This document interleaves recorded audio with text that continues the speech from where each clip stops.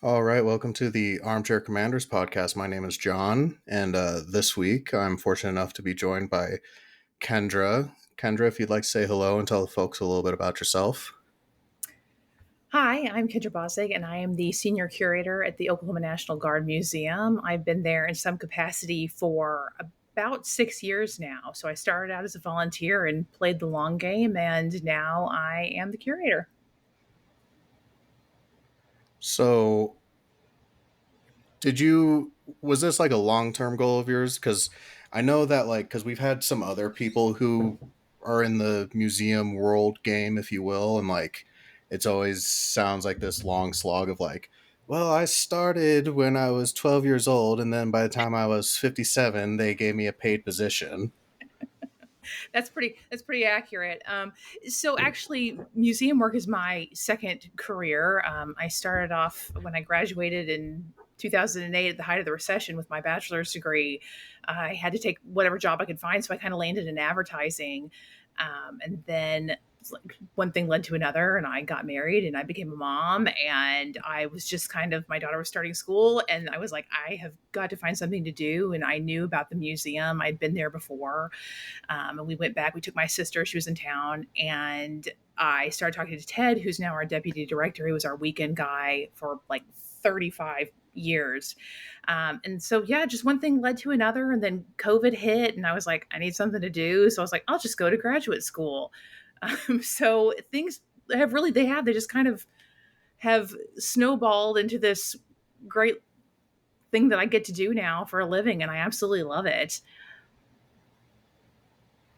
Now, was obviously being where you're at now with the museum, you have a certain passion for it, but what got you into this museum specifically, or was it just this is really cool, or was there a lack of museums for you to peruse?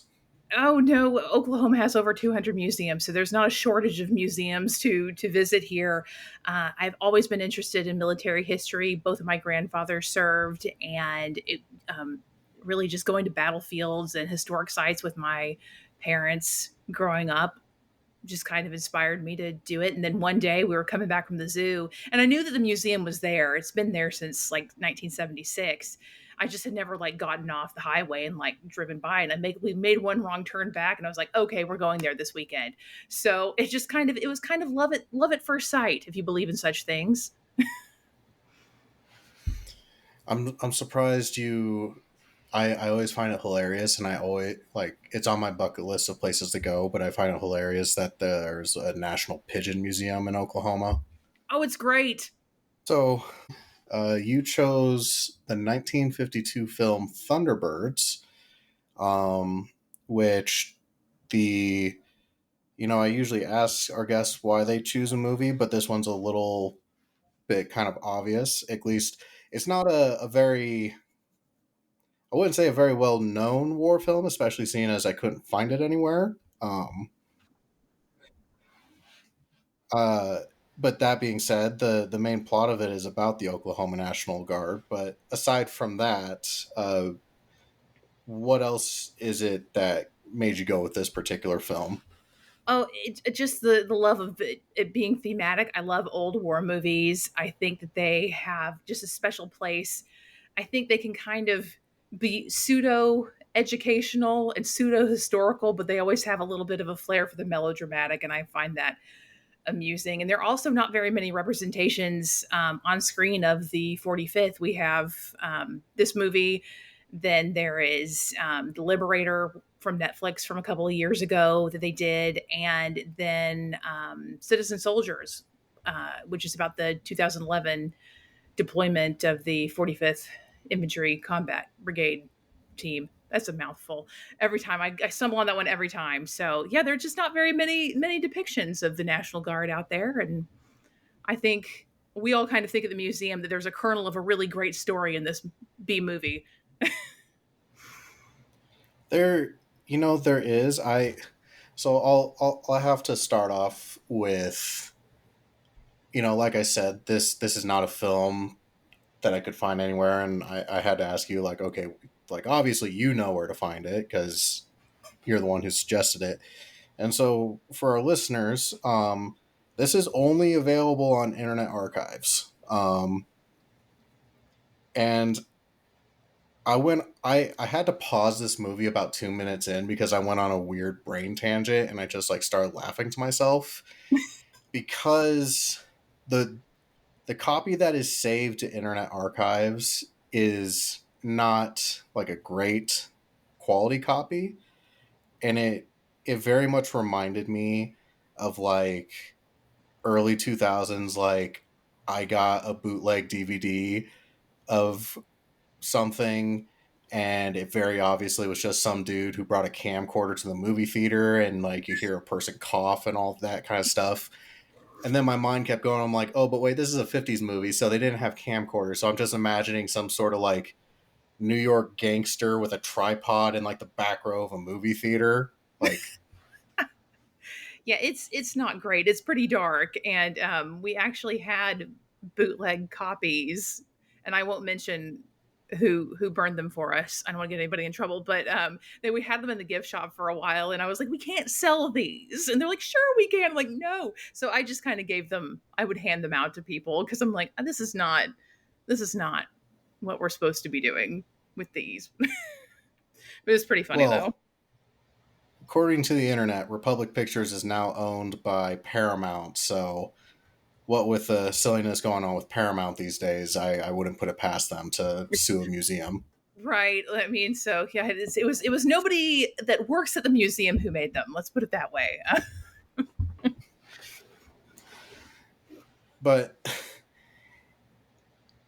this is not the first time we've had this issue. Like, there's been times where we've had guests that are like, I want to do this movie, and it's like a good example is we did like the made for TV film Crazy Horse from the 90s, and it's like you wouldn't imagine that to be that hard of a film to find, but I had to go to some, like .ru URL to find it, and I was like, oh well, I guess I'm funding the war in Ukraine while I'm watching this bootleg movie, but you gotta do what you gotta do.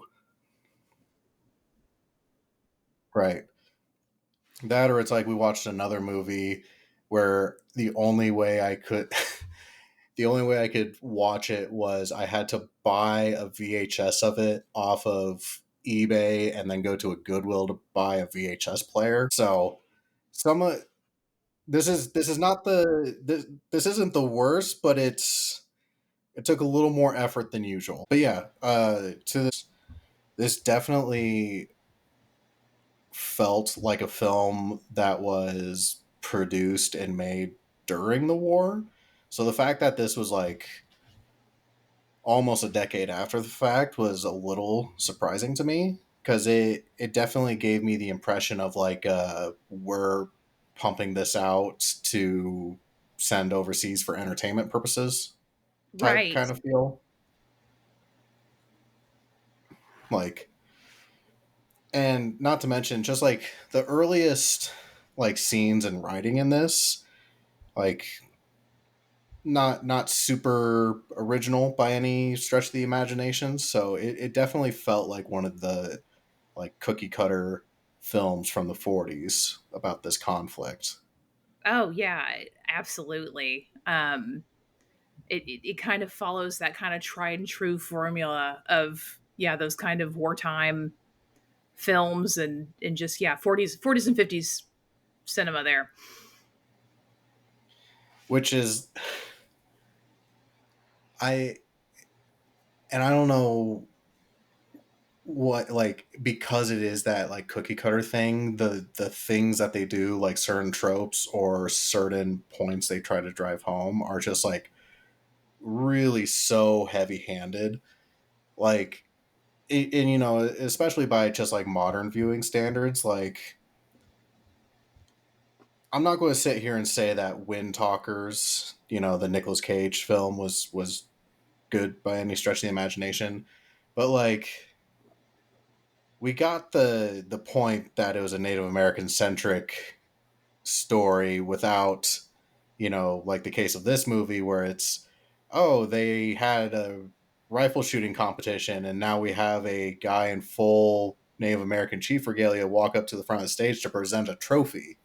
Like, thanks, movie. I would not have been able to ascertain that other than any other kind Right. of context clues, but Oh yeah, it's just your stereotypical Western Hollywood Western depiction of a Native American there, and for me it was just like it's a little cringe, as the kids would say, but once again a product of its time. so I guess kind of moving on, something I found to be a little odd, or like, because they made a big point of it, was like, so this movie starts pre-war, which maybe I just missed out on that, or I wasn't paying close enough attention. But then we go through. Roosevelt calls them up for a 1 year term, and they're told to, like, hey, you're going to have to redo basic. Like, was that actually a thing? Because that sounds kind of redundant.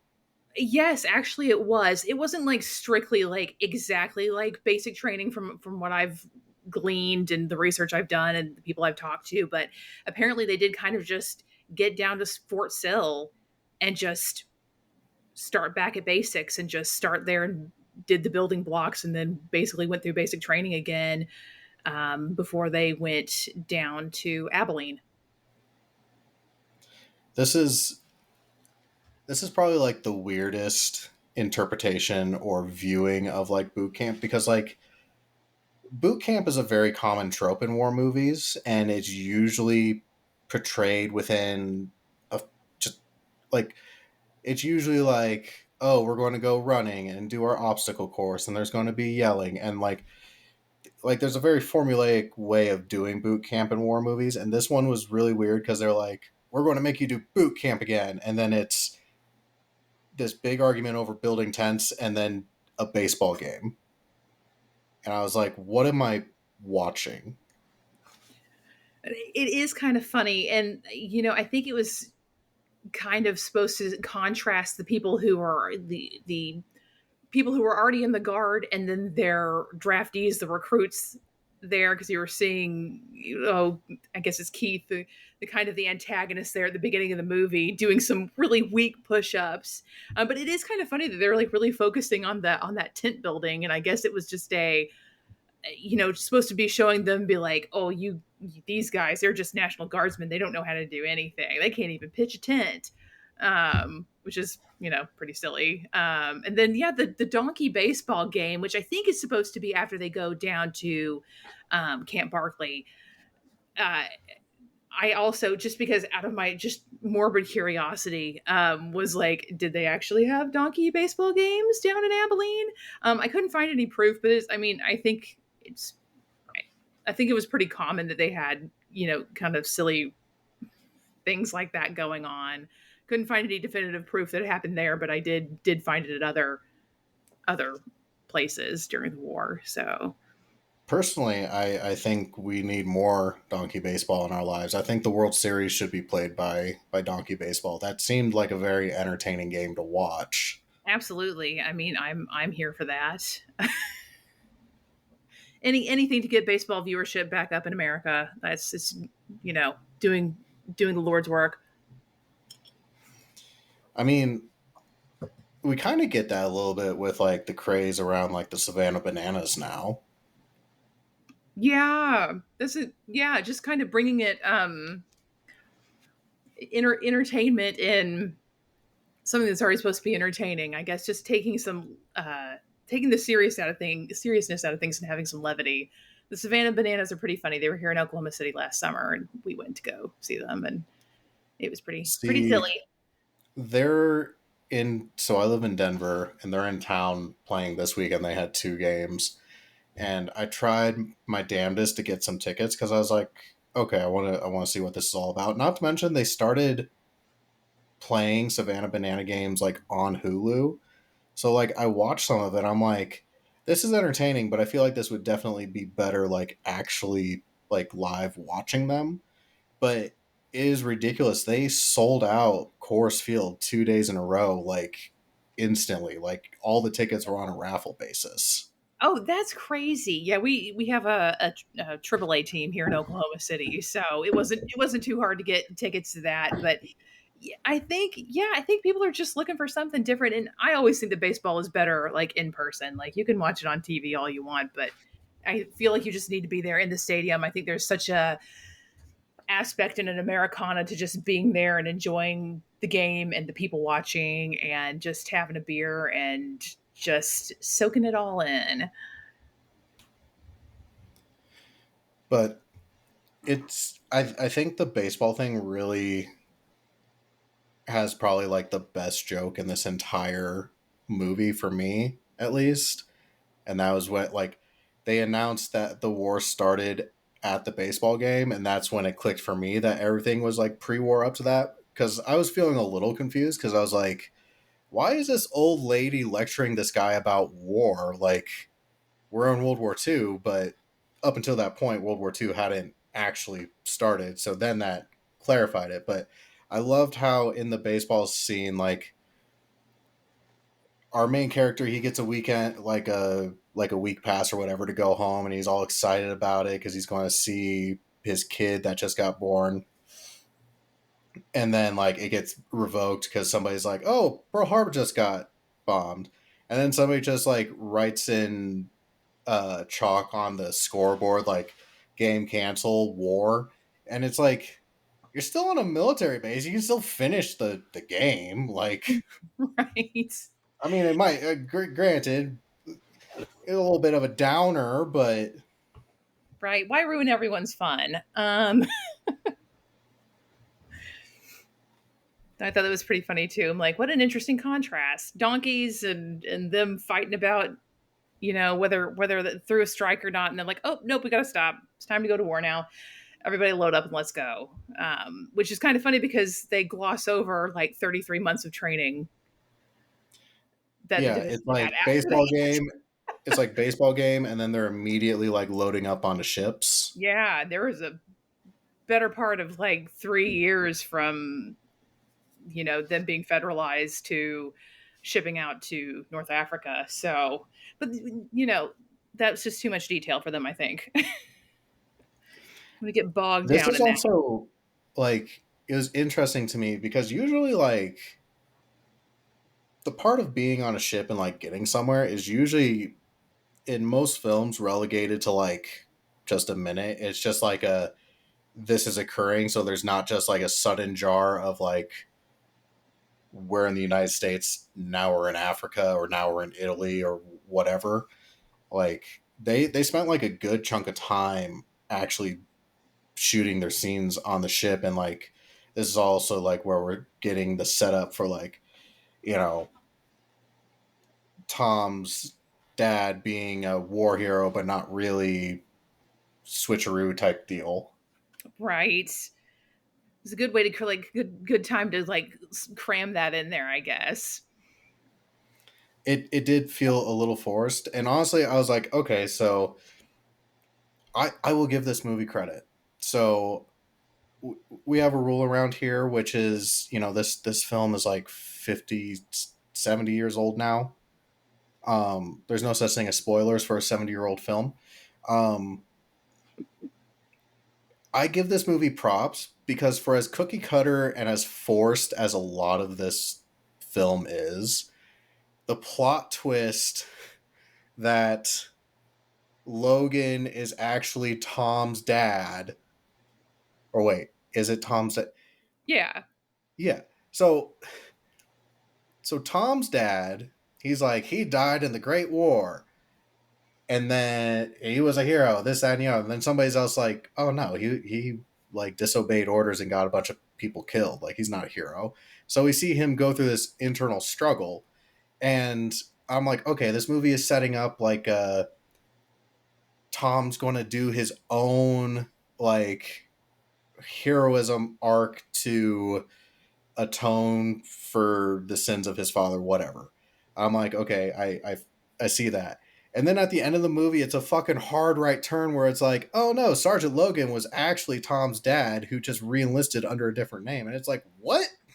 Like, I know, and I find it so funny because they're like Tom's dad, was supposed to be this, West Point graduate, and he was an officer, and then he, disobeyed orders during World War I and got 20 men killed, and then you know he couldn't hack it in civilian life, so he had to go back and join the guard, but he went to Colorado to do it, and I'm just like, I'm pretty sure people are, we weren't as connected back then as we are now by technology, but like people know who people are. Like, so I'm like, you didn't, yeah. nobody figured this out here at all, Who's ever. this stranger walking into town? Right?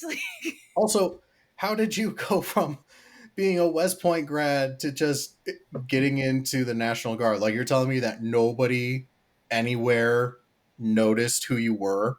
Right. Like, Apparently no crossover The Colorado was whatsoever. very hard up, I guess. I don't know. I maybe all the West Point grads didn't make it home from World War I, and that's why he got Maybe away they're with it. like, shh, nobody tell about Tom's dad. I but I was like M Night Shyamalan could not have created a movie twist that steep. It's pretty drastic. It also begs the question. So he's like disgraced and he reenlists under a different name, but his kid thinks he died there. So this dude is like, I need to redeem myself, and I only know the life of a soldier, but I have to do it under a different name. Like, he gave up his family and his kid go like presumably goes to his childhood without a father for this dumbass presumption of like, I need to redeem myself in the National Guard. Like, Right. And of course, you don't get any story about, like, did the parents get divorced or whatever. And, if this was happening, I think he said 1918. I'm like, good God, how old is Tom now? Because when was he born in all of this? But like, and then his mom dies. So he's raised by his aunt and his uncle. And it's pretty melodramatic of a backstory there for poor Tom. I I'd be like, I know that like mental health wasn't like a really big like mental health was not taken care of very well during the 40s and 50s, but I definitely think this would be like a candidate for needing a therapist for whatever Right. 1940s version of a therapist is. But Just talk it out. Talk it out, Sergeant Logan. It'll be okay. I, but also, and now like, and so Logan also has to. He does not flip out the way I would expect a father to flip out when finds out that his kid dies. Right. Either. He's so calm, and he's like, okay, Gil, like, it's time to go. Like, if he's alive, they'll find him. It'll be fine. Like, you don't have a little more concern there, Right. bud? He's got a Like, pretty good poker face. How about that? well, I mean, he did abandon his kid, so maybe he doesn't care that much. I don't know. That's a distinct possibility. Maybe he was just he met Tom as an adult and he was like, ooh, dodged a bullet. Hope. This is one of those things where it's like, somebody in the writers' room was like, "Oh, this is a fucking awesome idea," and then they didn't fully think it out. There's some backpedaling there for sure. Yeah, it's like this is going to get some butts into the seats. People are going to talk about this plot turn, and no, they didn't. So, but um, the way they portrayed war in this was, I don't know, also kind of generic. Like, really, it seemed like the plot twist was like they're like ace in the hole for this movie.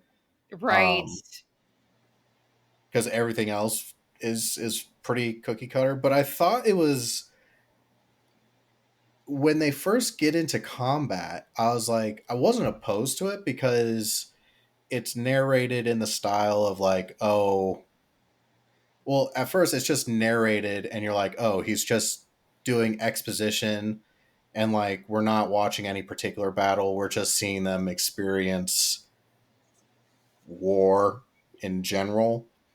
But then like the last two lines of his exposition, you find out that like what he's saying out loud to the audience is supposed to be like a letter home to his Mhm. girlfriend. And it's like, 2 minutes ago, you were talking about stabbing a dude. This is what you're writing your girlfriend? Like, Right. they, that was another one of those, like, you could tell they're like, we're going to try and make this dark and gritty. And it really did not work. Right. My favorite part of the combat scene from that one was where I'm not sure which character it was because, like I said, it's kind of a dark, poor recording. But when somebody was kind of freaking out in the heat of battle, and he just goes up and either Tom or Gil goes and he just like sucker punches the guy, and he's like, get your stuff together there, and then they kind of like haul him forward and they keep pressing on forward. But it's just like this very dramatic like sucker punch in the trench there. Is I don't know. I just found it amusing. It's just so cheesy and campy. I will give the film credit because, granted, it is following a specific unit, so it makes sense that it stays true to that. But in the greater sense of it, like the Sicily campaign, like there are films about it, but it definitely gets overshadowed by like Normandy. So I definitely give this movie credit for doing the Sicily campaign. Yeah, it would be to me. I think it would have been better if they had just focused on one instead of just trying to get through the entire war in 93 minutes.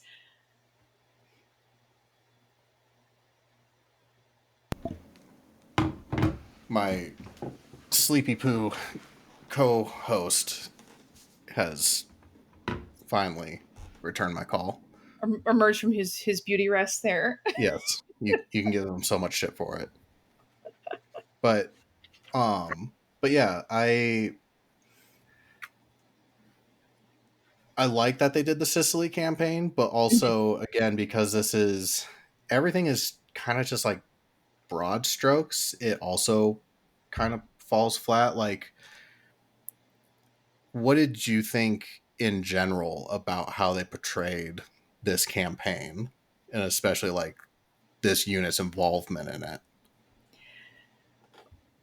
Well, because it is such this broad stroke, you don't get any of the actual details. There's no, there's not like they're trying to be like site specific with like I don't know, like the fighting against the Hermann division and the Panzers, or trying to secure the airfield. So you don't get any of that. So you're not getting any of the actual like factual things. It was just a here's our first foray into combat, and this is how people are reacting to it, and just kind of this pushing through and getting their feet wet.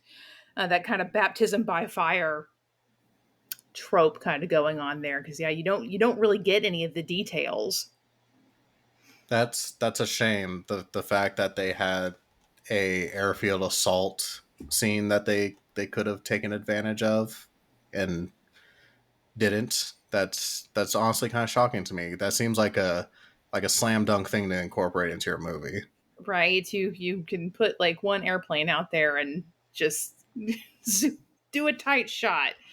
But yeah, so it just kind of the whole movie just kind of glosses over the history, which is um it's kind of a shame. It's interesting. I know, and this is something I have to deal with at work all the time when we're writing and things that like most people don't want to get deep down into the nitty gritty, the tactical things. People just want kind of the high level view when they visit a museum. Um, and as I was writing for the new museum and I was working through World War II, I was like, okay, what are these high points, these big battles, these key locations or cities or airfields and people that we can talk about to kind of loop people a little bit back in, where they're not, sitting there looking at a battle map. And, for me, it's when I look at a map, I'm like, okay, there's a map. It is an entirely different experience when you get onto an actual battlefield and you can see it in 3D and in the round, and then you're like, oh, that makes sense that they would, you know, push up that hill or something, or use this as their high ground or whatever. So it's kind of, I guess it's kind of harder to show that in movies sometimes. But yeah, I feel like they're just kind of missing out getting some of that historical authenticity in there.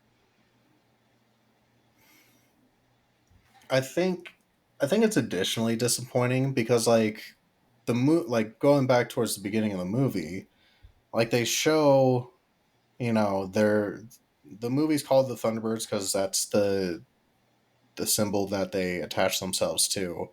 And like they make a big deal out of like there's this whole scene where they're like, you can't mock a man's patch because he fights and dies for this, that, and the other. And then like earlier than that, we get the why did you go away from the original symbol of the Thunderbird to this, yellow blob, basically? And he's like, there's this really just kind of offhand remark was like, oh, that rascal Hitler has ruined it for us. So, and Yeah, yeah. The original insignia, we reclaim it. We call it the whirling log, because that's, it's another name for swastika, and it's, to this day, we have to defend that at the museum all the time. People are like, oh, you have the swastika. I'm like, well, it was the original insignia, until, yeah, also the late you're a 30s. museum. Like, Oh, people still pitch a fit about it. And it's pretty funny. But we if, actually if, have if there's some. one place that a swastika should be allowed, Mhm. it's a museum. We had a little display about it. In the new museum, we'll have a whole section about it. So, and I'm going to take a pause here real quick while he loads up. My dog is barking at my back door, so I'll be right back.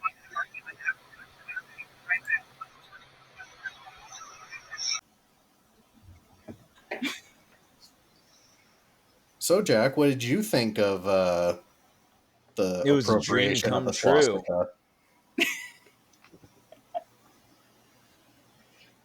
Man, I actually did read a bit about this not too long ago. I learned that there was a different tribe, but they symbolically disavowed the symbol and had a burning of the symbol to symbolize that, hey, we're done with this. When did that happen? 1940s, I'd assume. I thought you were going to be like, oh, it happened last week. I was going to say, if it did, Like I they just had. Oh yeah, really last Thursday it was a thing. they just really clung on to it, hoping that it'd be okay at some point. But Oh, I think that ship has Nope. sailed.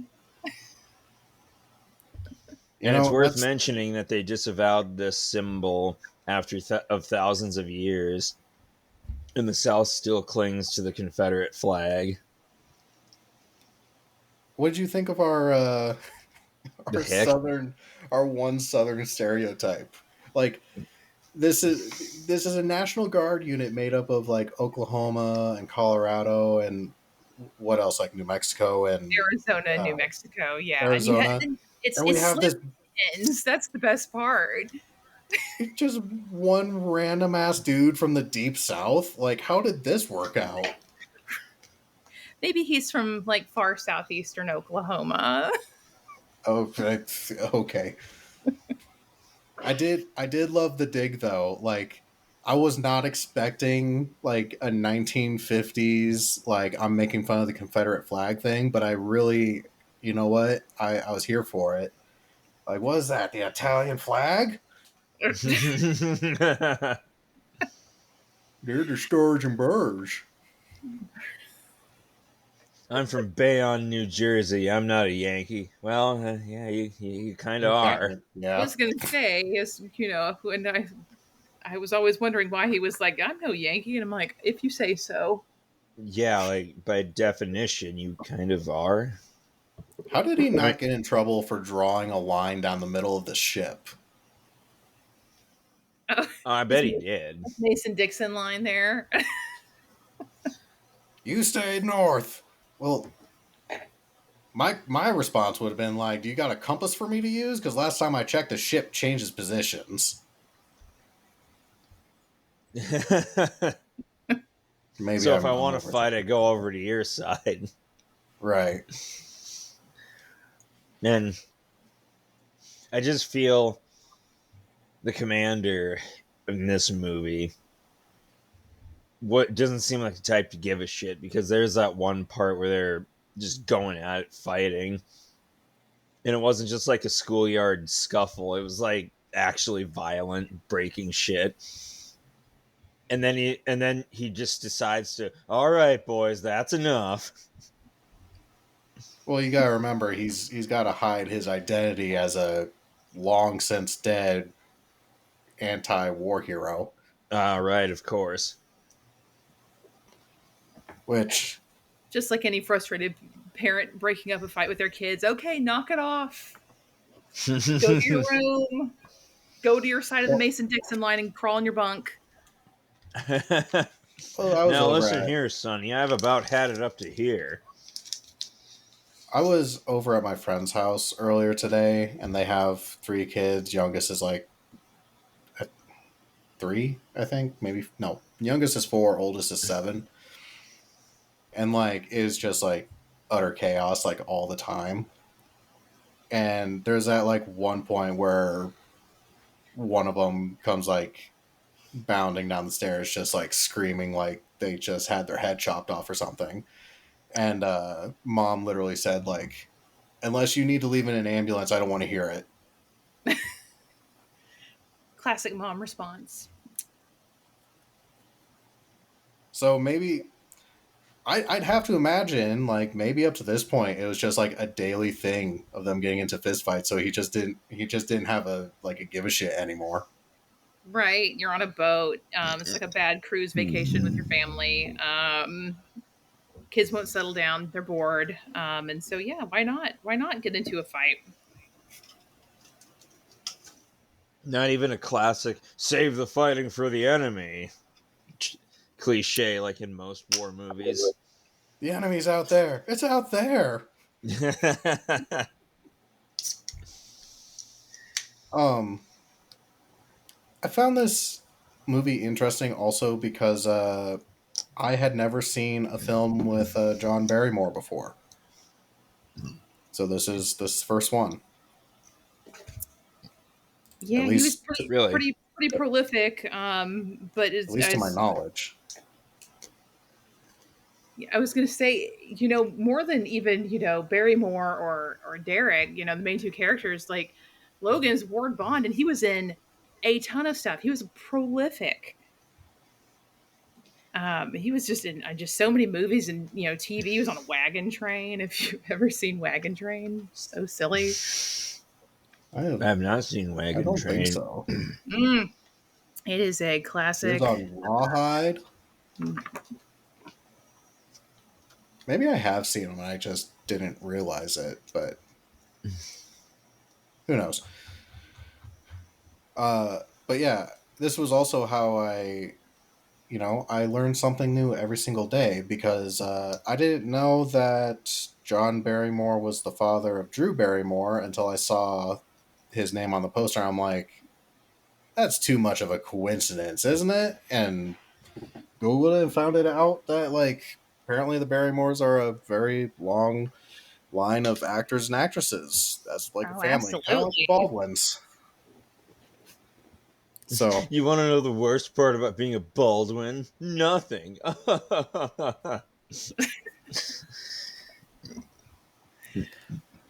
I'm not sure. Would you rather be a Baldwin or a Manning? Hmm. Take your time. Baldwin.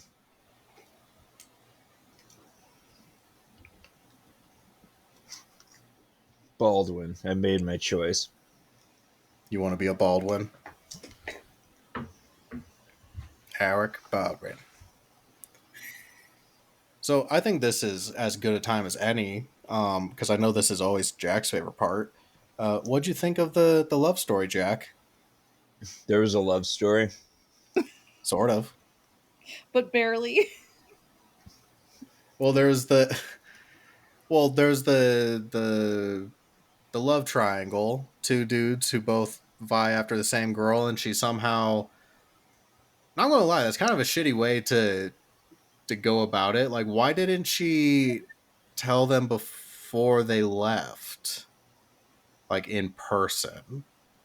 Like not to be like a negative Nancy here, but maybe sending a vinyl record of you saying I choose this person over the other is not like the best. Also, how are you going to guarantee that they have a phonograph? Hey, look, see, fellas, my best gal from the States sent me a record. Want to give it a listen and dance? Oh no, they It's just Publicly get your heart broken. I was gonna say the whole thing is just awkward because Mary's there at the beginning and they're at the visitors' day dinner and then they go home and they're all three standing out there on the porch and they're like both like hemming and hawing like, oh no, like let me excuse myself, no, you stay all. And so it's just like then Mary like knocks them onto this like porch swing and she's like, Uncle Sam's gonna break this threesome up. And I'm just like, Mary, good God, that's like Mary, Mary Ann. I it's do not it's want Uncle Sam in my love tryst. right. And I, it's just it's I kind of rank it right up there. I was talking to my friend about watching this movie and I said, it's right up there with the love triangle that's in Pearl Harbor. Very unbelievable, and there's no chemistry between any of the three people on screen. Rafe, I'm pregnant. Okay.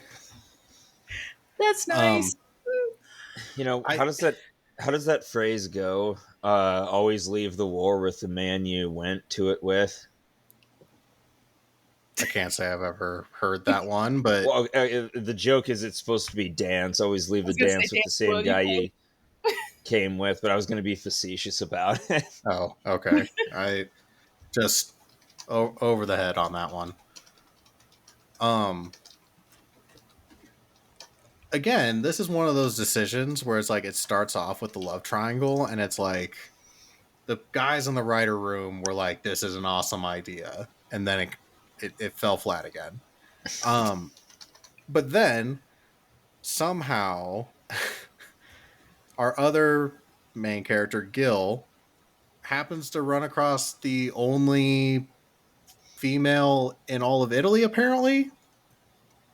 Um at least that's the way this film portrays it. Right. Um She's the only one you see for a while till they get to France. that was something I was also very confused about was like so they go through all this like hard combat and then they're like, yeah, we just came from that area. It was real rough back there, but we cleared the roads. And then like we need somebody to volunteer to return this lieutenant back to the aid station and it's like an army nurse in like a full dress uniform. Like what is why is why is she there?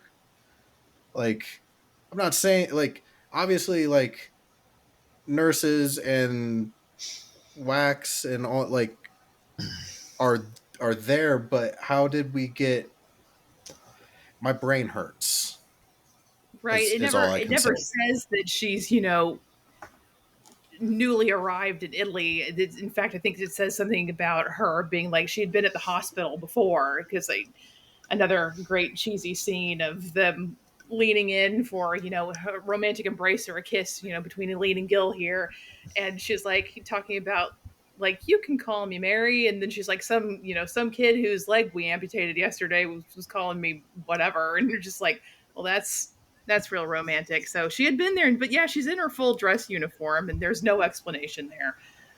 That's so we have a kind of an in-house trope that we like to call that. Uh we once watched a movie about the Sullivan brothers, the five brothers who were all assigned to the same ship in the Pacific and it sunk and family lost all five of these brothers. And in that movie we watched, there's a stereotypical like 1940s love scene where it's like I meet you at the dance and then we get married the next day. Um, but there's a line in that movie that really sticks out from the love story, and like one of the characters is sitting down with this girl, and she's like, you're not giving these lines to just any girl, are you? It's like, oh, how could I? You have such thin wrists. Like the most out of left field compliment maybe to be given ever. So that's something we like to make fun of here is just like this 40s and 50s notion that like you tell a girl that she has thin wrists and then she'll marry you the next day. Like it's very much on par. Like it's like, oh, you can call me Mary. Want to make out? Like, what logic are we using here? That's an excellent point. It kind of makes me wonder. I'm like, are we just under pressure in wartime and we're looking for a quick escape, or are we looking for something longer here? Because she said she can be Mary. I guess she can be Mary. I was about to give the movie credit because like if it was just going to be this like one-off encounter where like it's a growing opportunity for him, I'd be like, okay. And plus that more realistically shows kind of like the chaos of war where it's like you have people who do kind of pop in and out of your life like unexpectedly. So Right. like I was going to give it credit and then they meet up again like later in the film. I'm like, oh no, that the thin wrist compliment worked. Right. And it's kind of one of those things that I think it would have been more impactful because she said, don't rush it. Like, wait to find your Mary. If she had just done that and then, he'd learned something or maybe taken something away from it to be like, don't be so heartbroken over Mary. There's somebody out there for you. But then, yeah, my favorite line is though they're in France and he was like, oh, I'm so glad that the, hospital ship pulled in right behind us, so that's how they like crammed her back into the storyline was well, you're just following us around Europe. It's fine. There's more than one hospital ship. How do you know that's the one? Right. I guess it was just Hollywood fate. It's meant to be. It was love at first misnaming. Right. Like, let's not be weird and look at a total stranger and just call her Mary. It's fine. Even though those two women look nothing alike. Women My love Mary's that. name is Lieutenant Henderson, and I love you.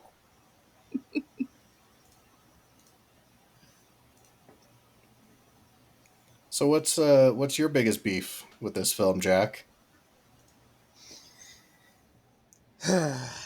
um, I know I know this is gonna seem kind of I don't even know what the word for it is, but it's kind of boring.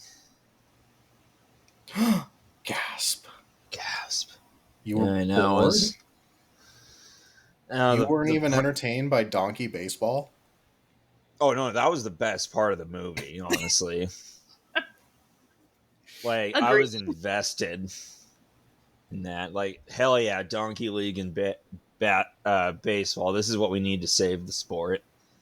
But I don't know when it just got to those some of those personal moments. I'm like, oh, let's just keep going. Oh my god, like I could not keep up with the romance. It was a little difficult. But you can't tell me it wasn't entertaining with that like head whip moment of finding out that Logan was actually Tom's dad. Fuck. Yeah, the whole Darth Vader esque reveal. This movie is almost like a Days of Our Lives episode. Now that I think about it, It's definitely a flashback episode. it's It's the not filler even. episode you switch over to Maury until you get back to the regular plot line. It's it's that episode years later. Fans are like, "Oh, I can't wait for the show to." Oh, it's that episode, Hmm. and then just skip it. So, Kendra, I know you said you have sold copies of this in like your museum gift shop. Do you guys ever have like a movie night showing this? No, we haven't. We were talking about it once we get into the new building. That was like, we've got to just have an illegal screening night. We don't charge admission, so it's not like we would be making money off of anybody anyway. But I think it Well, I would mean, be concessions where you make your money anyways. right, And right. popcorn. Popcorn snacks. We'll have a entertainment and education center attached. So I Just think we're all hoping for a liquor license to come along with Ooh, that. Thunderbirds in IMAX. with alcohol. I Yeah, And think will the new Netflix museum also have needs to make this movie better. Will You the know, new museum have a minibar?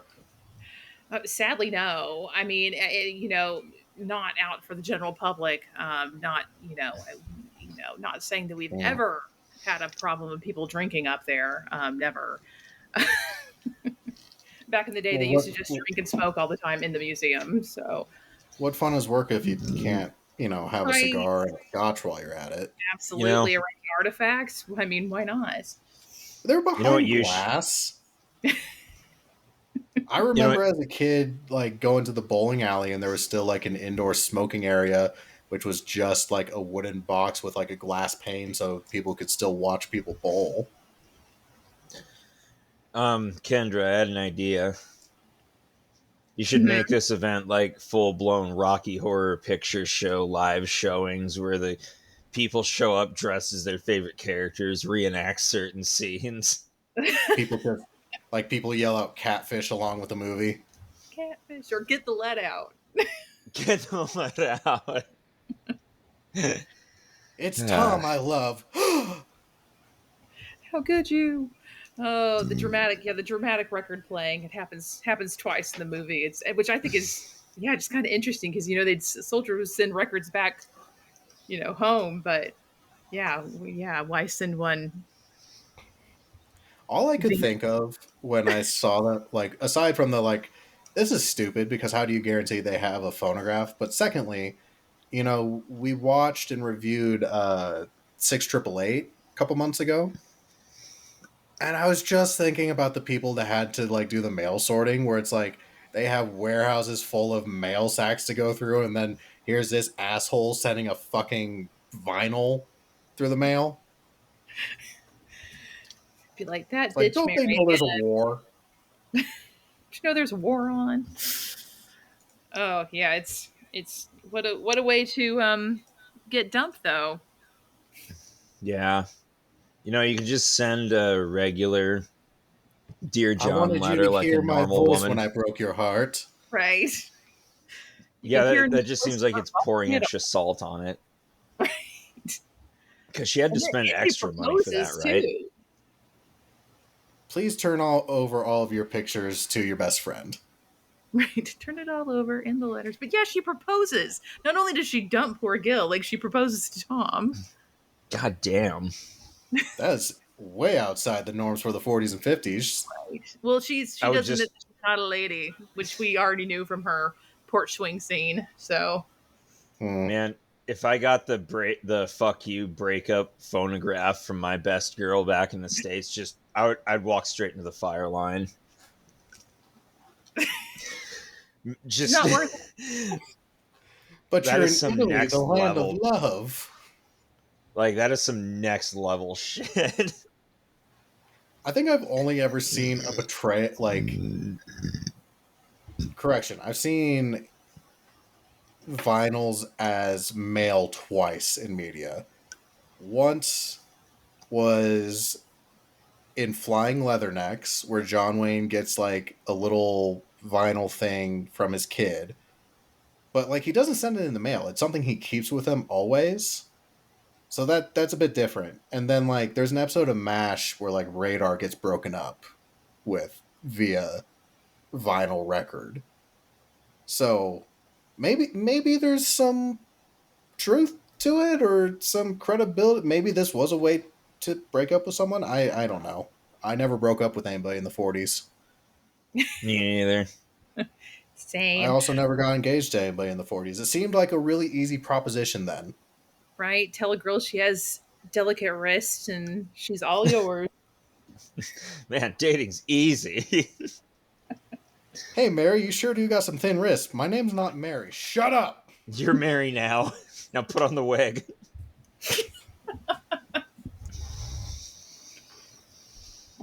But I'm You'll already do as my married. new Mary. Makes me think of, never mind. Well, there's a horror film, fuck, what was the, God, I'm blanking on it.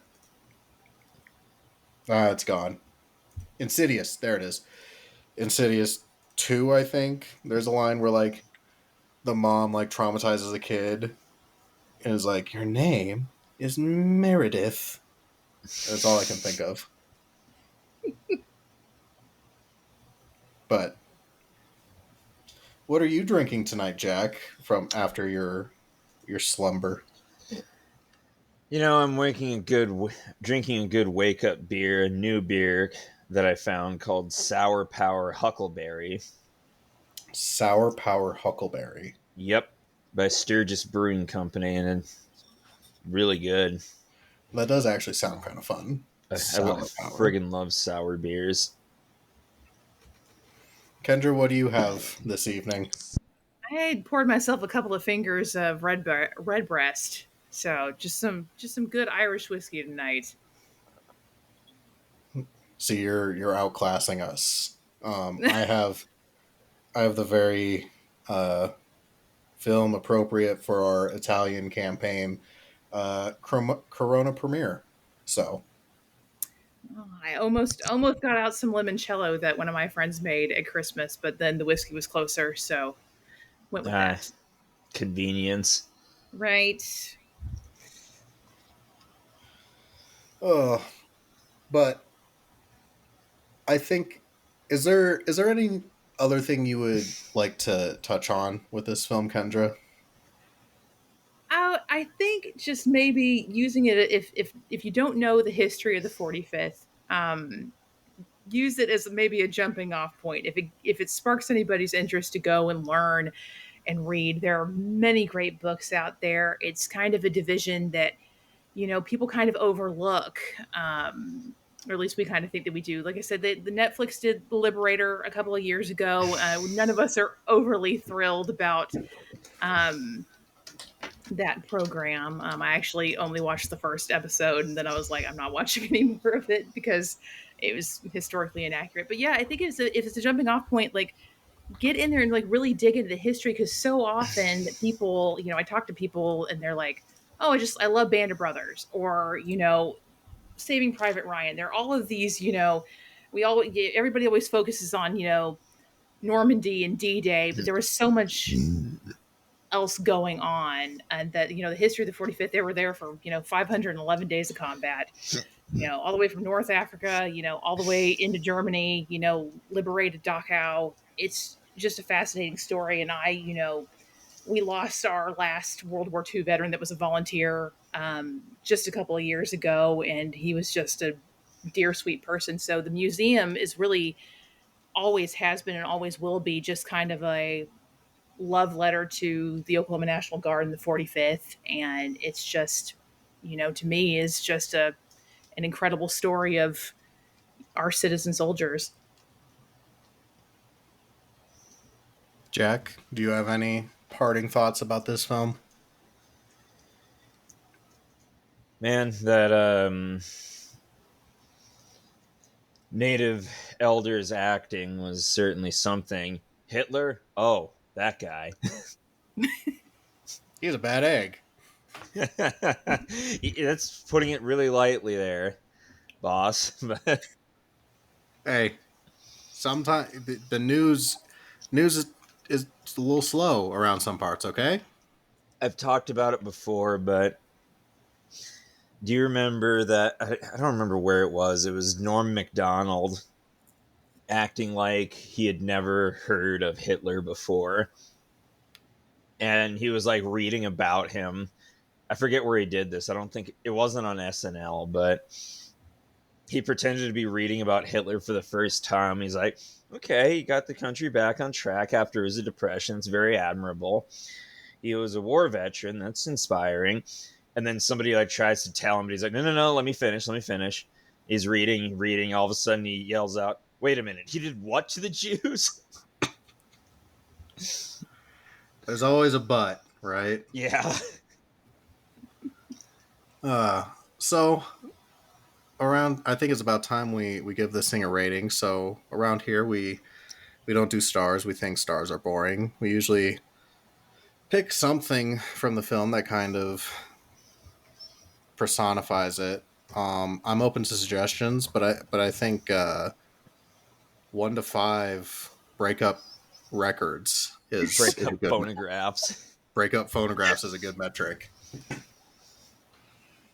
Man. So, Jack, 1 to 5. Imagine. I'm gonna give this 2 breakup diss tracks out of 5. Uh, I'm sorry, I just wasn't really into this movie, and some of the supposedly heart wrenching scenes just came across as funny to me. I Like the dad somehow ending up as the guy. right. He's the The guy. the whole Mary plot line was, wait, shit, did I turn off the? Yeah, I did turn off the hose. I'm good. Because Were you I was watering your lawn right now? no, I was watering the newly planted tree in our front yard, and I used this movie as a timer because I started doing that at around the 30-minute mark, Hmm. and I finished around the hour mark, but I turned it off. Kendra, 1 to 5. Breakup phonographs. I I'm gonna say it's a solid, and I'll be generous. I'll give it a 3. Mary Breakskill's hearts via record. I honestly was expecting a higher one from you, seeing as like this is like your film for your peeps in your museum, but I appreciate the honesty. I know a bad movie when I see one, and this one's a real stinker. I I'm going to match Jack. I'll give this 2. It's like we said, it's cookie cutter to the 40s and 50s formula. What makes it a 2 instead of a 1 is like the number of times that I'm just like, what the fuck am I like? Even if it's not good, it made me think, and I have to give it props for that. So because it made me think, it gets 2 out of 5. There you go. It engaged some brain cells. Count it as a Right, win. Take it for what it is. A movie from 1952 full of B-list and C-list actors and actresses. Jack. Does this even have a thermometer rating? No, it doesn't. I just pulled that up too. There's no professional rating, no group, no. What do you mean There's no not even professional pop. rating? We just gave it a professional rating. No, like there's no popcorn meter and no thermometer. It's just blank. I Oh, guess people really don't care about this movie. well, But on IMDb, it's 5.8 out of 10 based on 129 reviews. huh? That's pretty surprising, actually. I thought it would I, have been lower. I mean that's almost on track with like your rating, Kendra. But maybe who knows? Maybe there is a like a diehard fan club for this. I doubt it. This thing had a box office return of $1 million, which I don't know what that is in today monies, but I am curious what else came out in 1952. I Just feel like there's comparatively a kernel of a good movie speaking. in there. There's a good there could so this it could be fantastic. It just needs a rewrite and multi-million-dollar budget and somebody who cares. Somebody who wants to do the Thunderbirds right. Um, the first iteration of the Moulin Rouge came out in 52.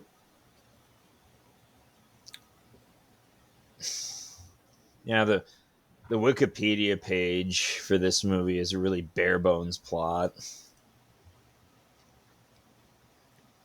High Noon with Gary Cooper also came out this year. Um, Super duper. And a bunch of movies I have never heard of. So, it's a slow you know, year for film in 52. yeah, you know what? We were busy with Korea, okay? Exactly. Who has time for frivolity like the Thunderbirds when there's a war on?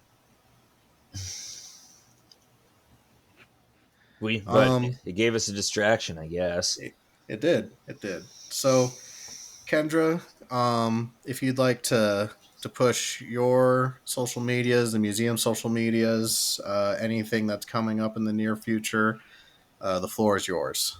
Sure. Sure. So the museum just has a Facebook page. So it's just Oklahoma National Guard Museum. And then you can find me on Facebook and Instagram at Patriot Dame. And we are closed to the public right now because we're building a brand new state of the art, beautiful, shiny museum. And we're hoping to be open like Memorial Day weekend next year. So we're getting ready to start moving in here in a couple of weeks. I get to see I think they said that my office has been painted, so I get to see that here at the end of the week. So I'm pretty jazzed about that. So yeah, if you're anybody is ever in the area in Oklahoma City, please come and see us. We have free admission, um, and we're super excited to get the new museum open and let people see what we've put our blood, sweat, and literal tears into. New museum. Is it in Chrome? Chrome. Never mind. It's supposed, it's supposed to be a joke, like new, shiny and new, Oh, new shiny new. It's been a like long day. Chrome. It's fine. It's I Not think every the joke. land. I know not every joke can land. It's fine. I think I the won't cry. outside color of the building is called baked bread. Um, Jack, do you have anything else? Nope. Is it your turn or my turn next week? I think Wait, it's your turn because I just picked Indiana Jones. haha, suck it. It's my turn now. I mean, it's my turn. You already picked. Shut up. You already picked Indiana Jones. This isn't fair. Okay, now we're going back to the original thing that I was going to do to piss you off. Don't say it. What do you think I'm going to say? I don't know. What are you gonna say? No, I want to know what you think I'm going to pick. Well, no. Then you'll pick it for sure. Fuck you. No, I'm telling you right now. I have my movie pulled up right as it is. Okay, So then what is it? no, I want to know what you thought I was going to pick. Don't be devil me.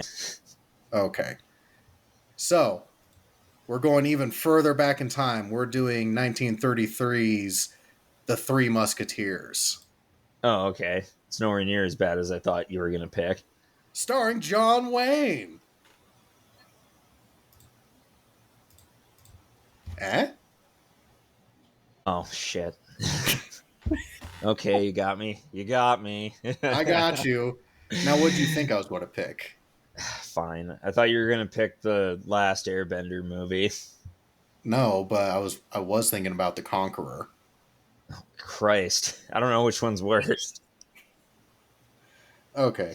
Do you have anything else, Jack? No, I don't. All right. Kendra, it has been great having you with us. Until next time, I've been John, And I've been Jack. and we will catch you all later. Don't hurt yourself, Jack. Bye.